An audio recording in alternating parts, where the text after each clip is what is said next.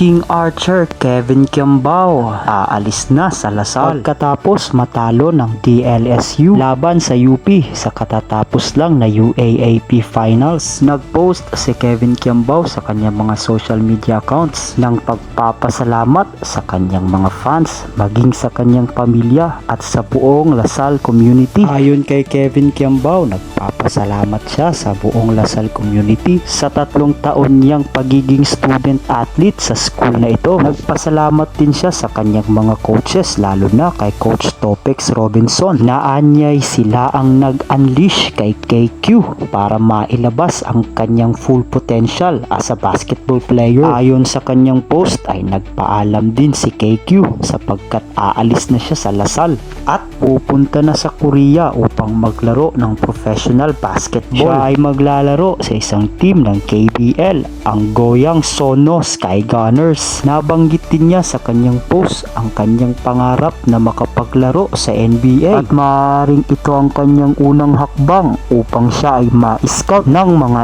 NBA teams. Sa palagay nyo, kaya ba ni Kevin Kiambao na makapasok sa NBA?